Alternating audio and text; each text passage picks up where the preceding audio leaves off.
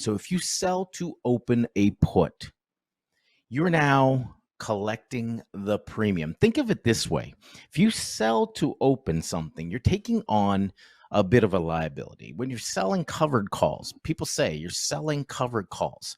Let's take that one first because it's the same with the put, just flipped over. If I own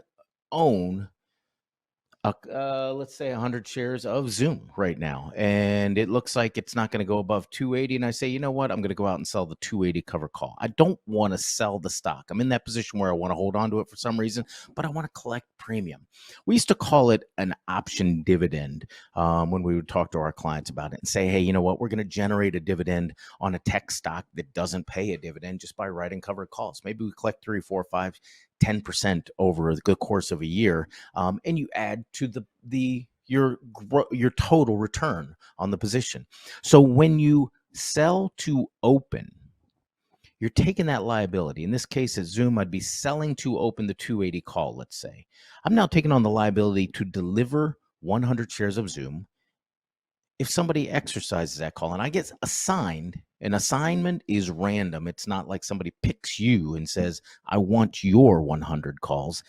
It goes through a process, and we can talk about the whole process, but who assigns them, et cetera, et cetera. But basically, it gets assigned randomly, and you can have the stock called away, meaning you have to deliver 100 shares. When you're selling to open a put, you're agreeing to buy 100 shares from somebody at a predetermined price, the strike price that you sell it at.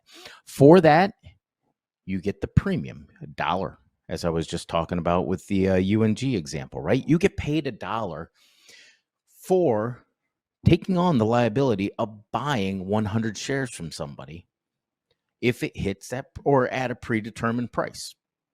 So in that particular case, if UNG goes down to $16, I still have to pay somebody the $18 or the $19 per share on UNG for 100 shares.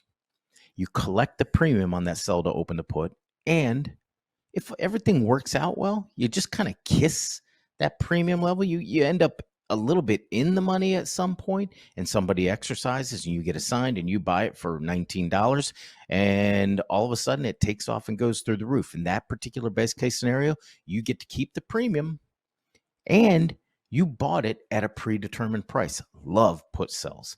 Love put sells. I have a hedge fund story about put sells that is funny. They couldn't figure out how to buy stocks using limit prices, basically. They were pretty simple. And we said, you know what? Instead of doing that, let's sell puts on names like Procter & Gamble and collect premium until you buy it. And then they couldn't figure out how to sell at predetermined prices. These guys really couldn't fight their way out of a paper bag. But in that particular case, using the sell to open on both the put and side and the call side helped us increase total return on a client's holdings there.